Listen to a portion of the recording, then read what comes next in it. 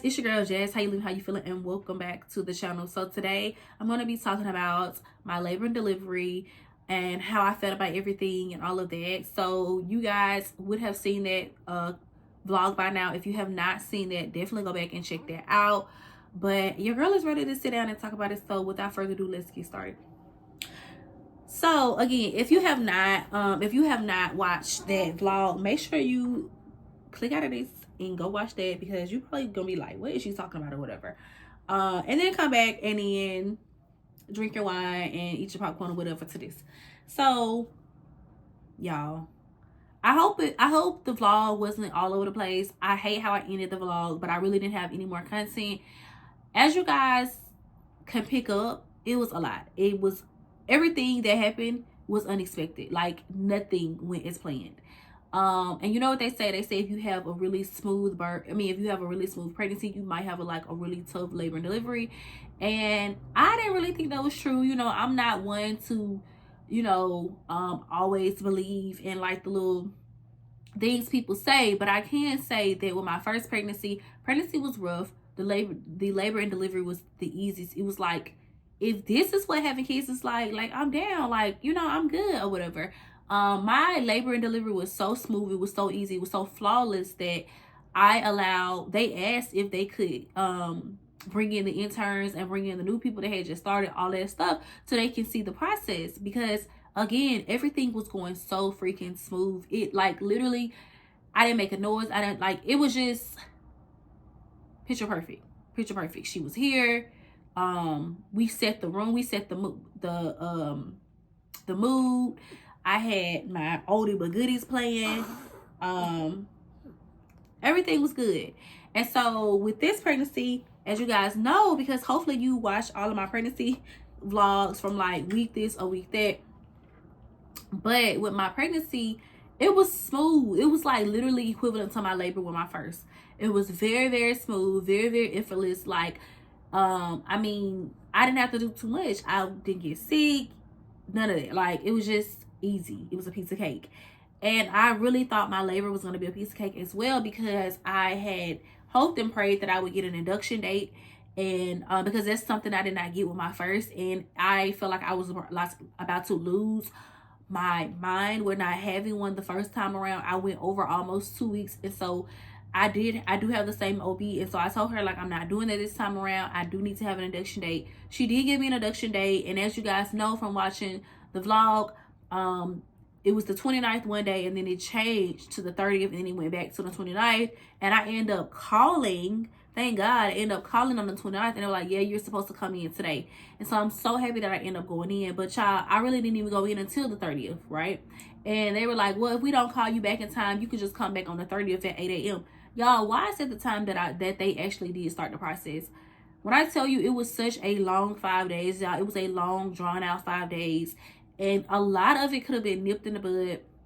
A lot of it, we could have literally cut the days by half, if I feel like if they would have listened to me more, a lot of things could have been avoided. For instance, when I got there, as you guys saw, when I got there, they was like, do you know you're contracting X, Y, and Z? And I was like, no, I did not know. Okay, so they so when they seen it, they was like, oh my God, this is really good. You can do it naturally. You can da-da-da. And so I was just from experience, literally, I just had a baby a year and a half ago, literally. So from experience, I'm telling you, I need a push, I need a boost, I need something, because my kids don't be want to come out, and then my body is only going to contract for so long. It's only going to dilate so much. My cervix is only going to soften so much. So I definitely need a little boost. I'm not telling you got to do all of it for me, but just help me out a little bit. And so they were like, but you're contracting, you're doing so well, your contractions are so strong. I mean, my contractions were through the roof. And the gag was, y'all, the scary part about it was that I could not feel it, and so literally, and so, they were just saying,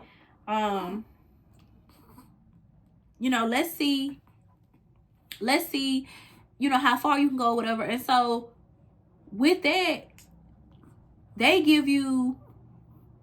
check the pill to see how much your cervix has softened every 4 hours. And so,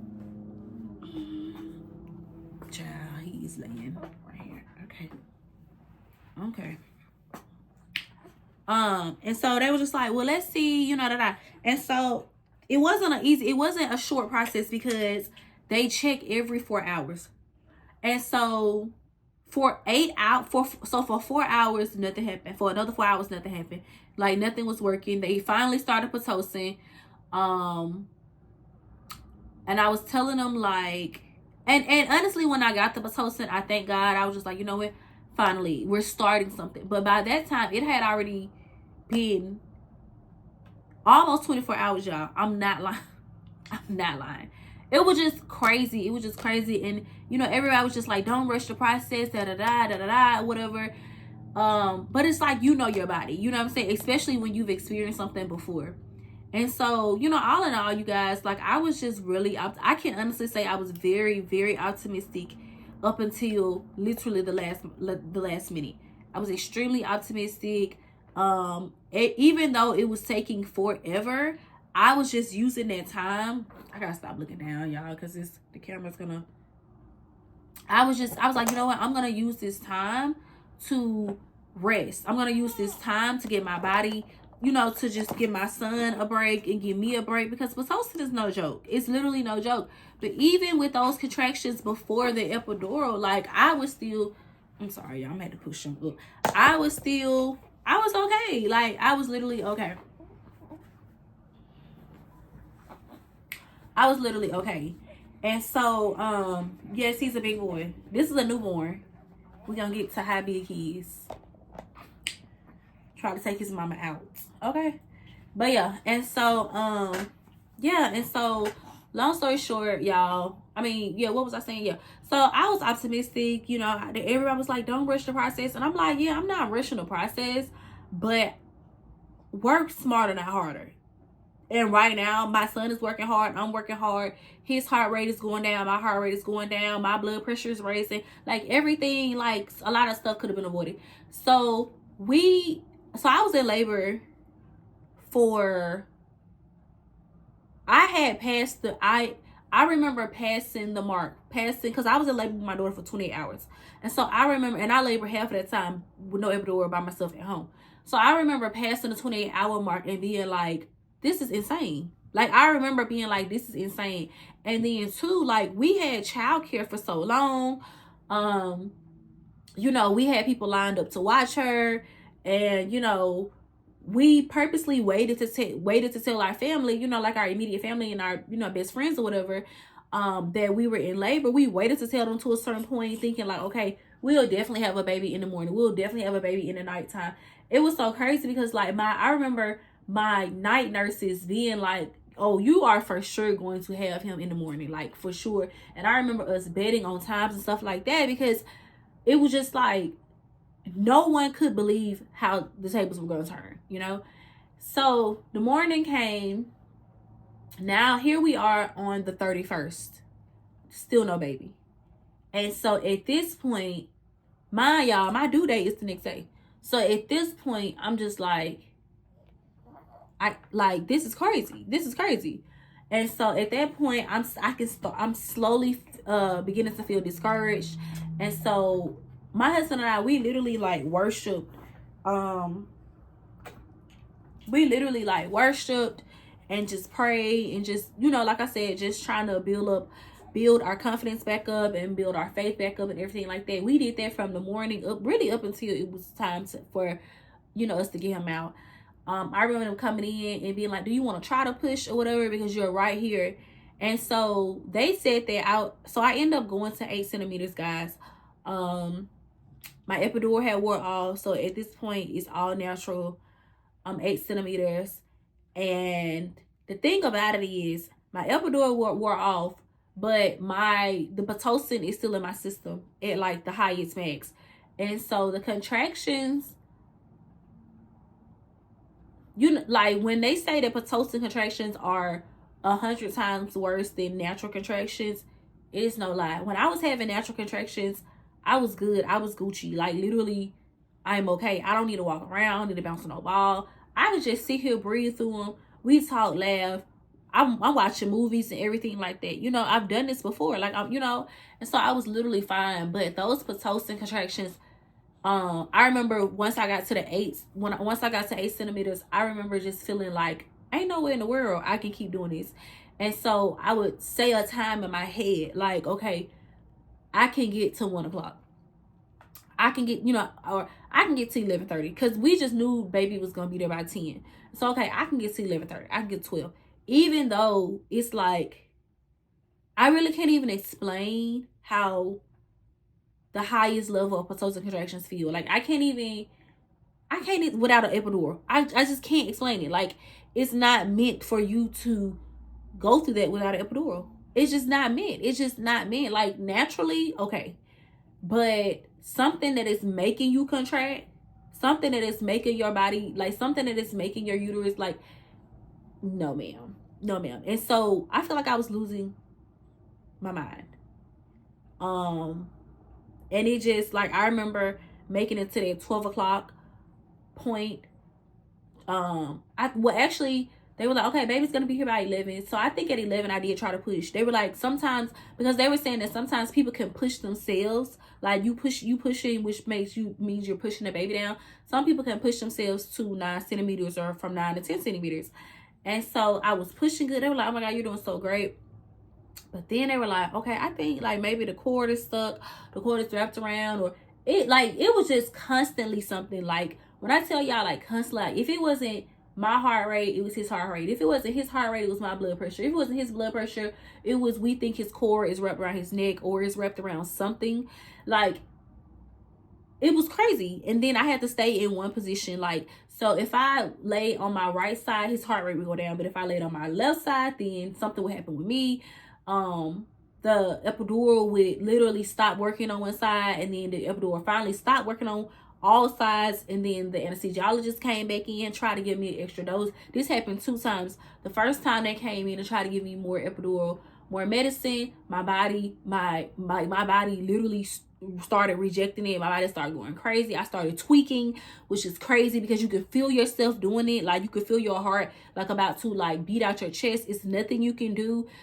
All the doctors and their mamas are running in the room, like take everything out, take it out, everything like that. They literally unplugged the cord that the Pitocin was coming through. They like, I mean, not the Pitocin was coming through. They took the stuff, the epidural stuff away, like because my body had like literally started tweaking, which is really nothing you can do at that point after it's in your system. But then the contractions were so bad, maybe like 2 hours later, that I was like, no, I need something to help. I had like 3 anesthesiologists come in and say there was nothing they could do for me. Like I said, I had tried to push. My husband wasn't there. We called him on the phone because we just know that I'm gonna be able to push this baby out. Come to find out, based on his head being like cocked or something like that, it was gonna be like damn near impossible for his head to come out. And so my nurse was like, okay, one of my nurses, God bless her, she was just like, I know some natural things that we can do to turn the baby inside, do this, do that, and I was just like, I don't know, and so my husband and I, we talked about it, and I was like, okay, I'm willing to do the natural stuff. She was like, give me an hour. And I remember at that point when she was like, give me an hour to see if we can still go the natural route, because for like the entire time they had been throwing around C-section, but they were like, they were like I was the perfect candidate for a vaginal birth, but because of like how crazy things would escalate like within a matter of seconds, and y'all, I'm not playing. Like I would be doing perfectly fine.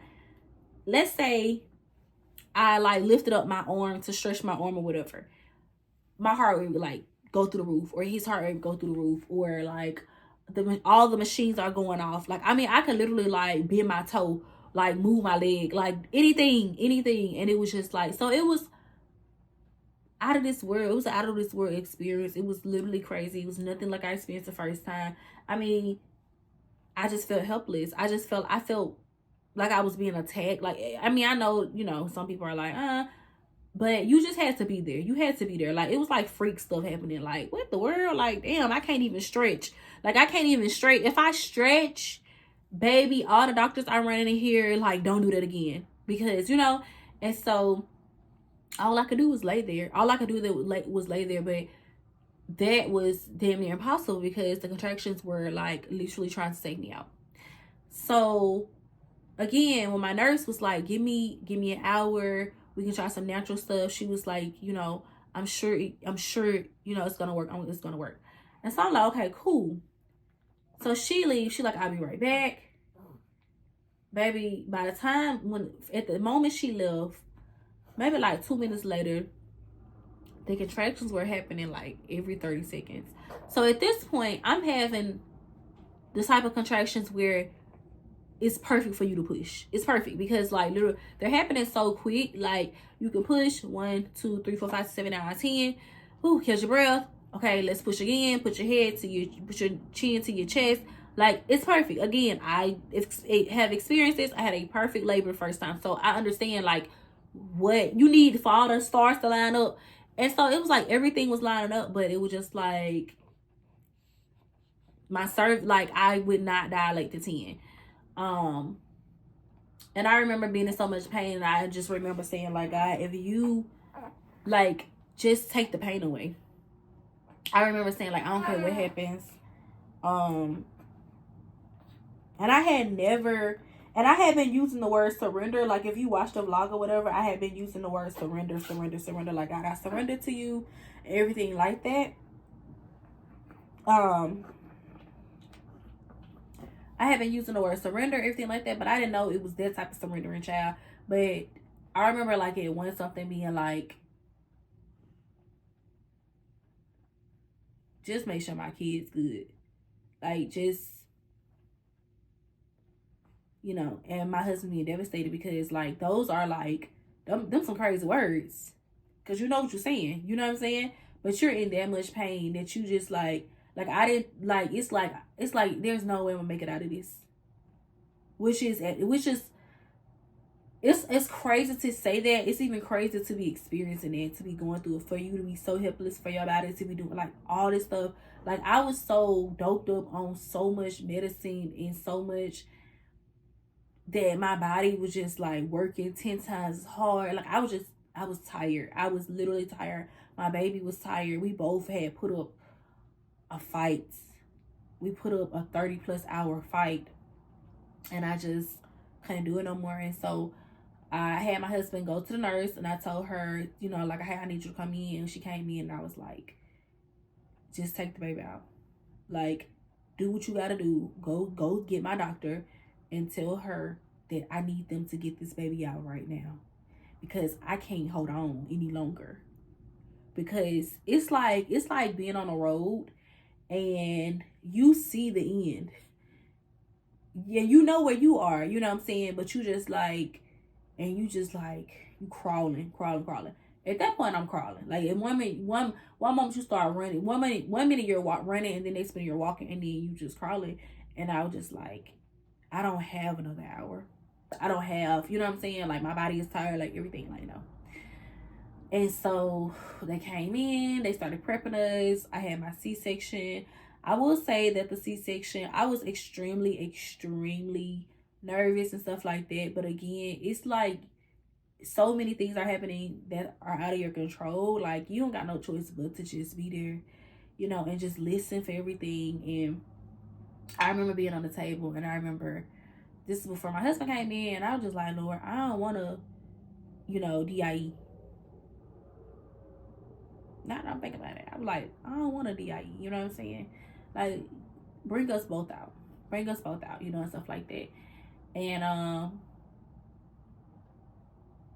it was like an hour and a half. It was like an hour and a half. I was extremely dehydrated, even with the fluid. Like, y'all, it was just crazy. Like, what are the odds? Like, it was just crazy stuff, y'all. But we made it out. And I did stay in the hospital for 3 days. They did tell me that I was doing so well that I could go home on the second day. And okay, I know what it is. They did tell me I could go home on the second day, and then I was gonna go home, but I ended up declining. I think I really want to go home on the second day because I was in so much pain and I just wanted to be like in my own bed, like in my own space and stuff like that. Day 2, 3, and 4 were the hardest for me. Coming out of a C-section, like the first day you still doped up on so much medicine that you don't feel anything, baby. Day 2 for sure. Day 3, you feel like a busted hit you.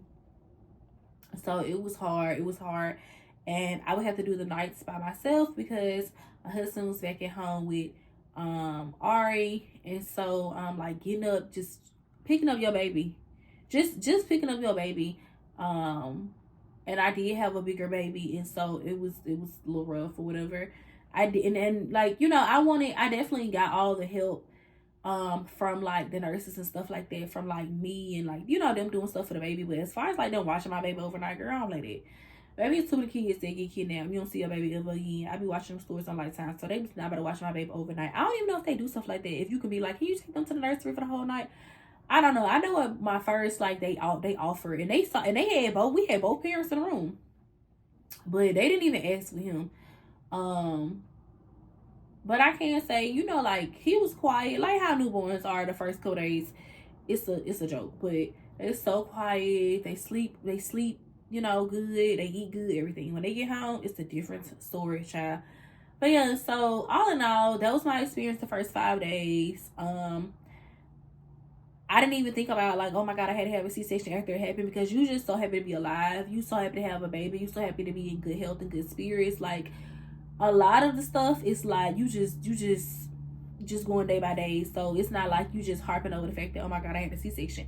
It wasn't really until like I got home a couple days later that I was like, damn, I had to have a C-section. You know what I'm saying? But it saved my life. It literally it saved my life. It saved my baby life, and I'm just grateful to be here. Recovery since I've been home, because at this point I'm 4 weeks post, so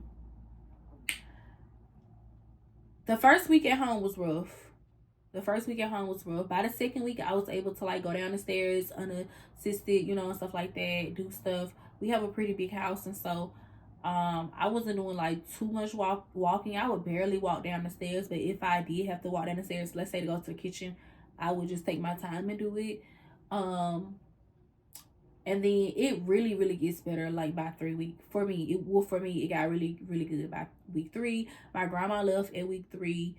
So we did have some help and some support. My mom tried to come, but like it has been a like a winter, I don't know, like extravaganza, honey. Like snow here, snow there. Like you get snow, you get snow, you get snow. No flight for you, no flight for you. Cancel flight here, cancel flight there. But it's been good. My husband has been extremely, extremely supportive when it comes to the 2 kids. He has like really taken over with our first, and I'm very grateful for that.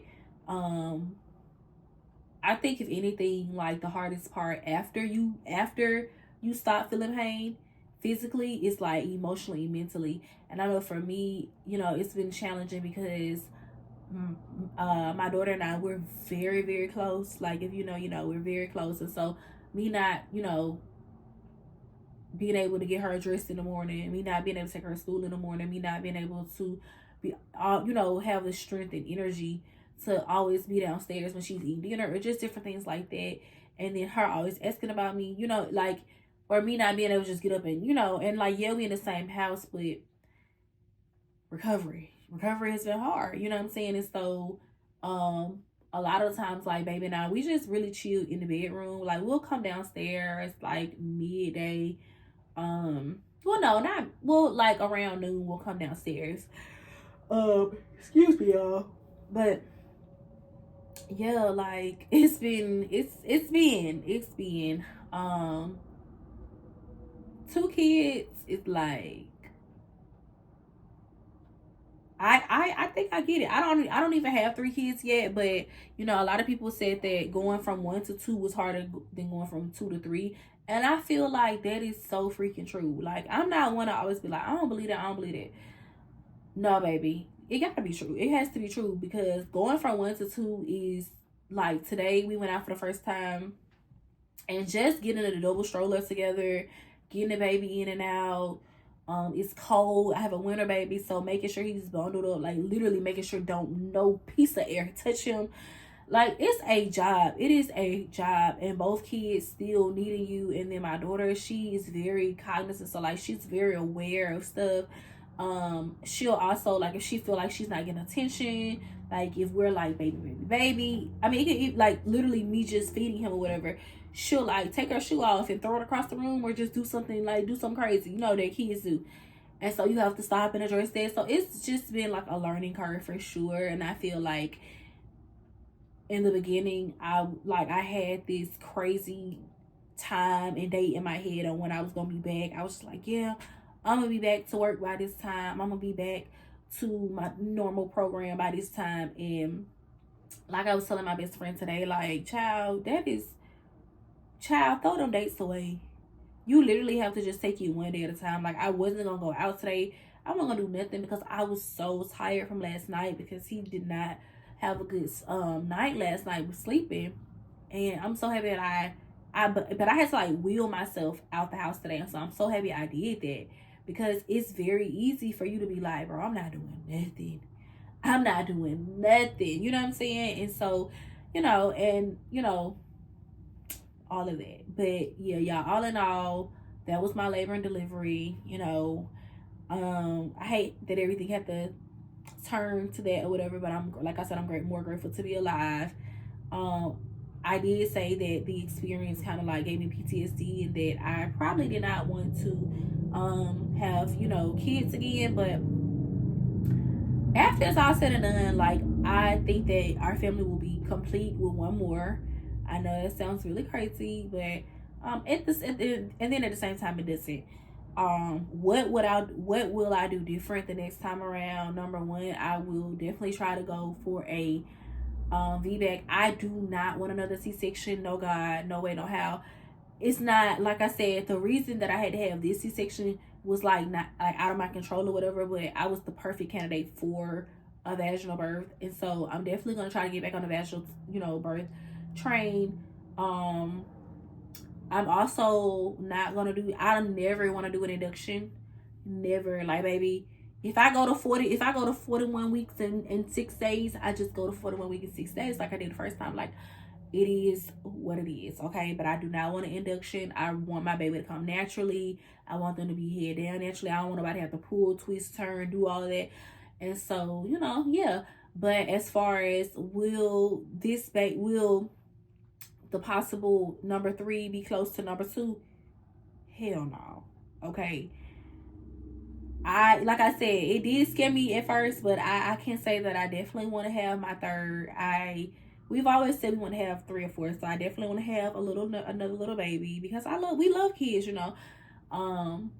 So it did almost scare me to say no more children, but yeah, I definitely want to have another child, but not for a while. Right now I am on the journey of just getting me back, feeling like my old self, because that can be so hard to do, especially when you have a C-section, because your body don't look like you got this big ass scar. Like, come to find out, you don't have no sensation. Like, it's a lot. Like, it's definitely more than a vaginal birth. Like, I'm not even gonna get into that. But so yeah, I'm just on a journey to like rediscovering myself. Y'all see my little outfit or whatever. I just want to go back to being a baddie. I want to work on my body. I can't wait till I get cleared to go and be able to work out again, to lift and everything like that. And so yeah, that is what we're on. We are not on no more babies for no time soon, okay? Like I said, I'm not teen if them kids. I'm not teen no more kids, but I am definitely not no more kids right now. I can see myself in a bikini on somebody island, okay? Somebody private island, in the coming future. So in order for me to do that, I gotta be without embryo. So, but I think my husband is definitely on board as well. He's not even ready to really talk about everything that he had to, see, and the decisions he had to make and stuff like that. Which, again, I'm here, but it definitely traumatized him, and so I think we both are on the same page that we're gonna do everything in our power to prevent number 3 from coming anytime soon. So yeah, y'all, thank you so much for watching. I really appreciate you guys, and yeah, see y'all later. Peace.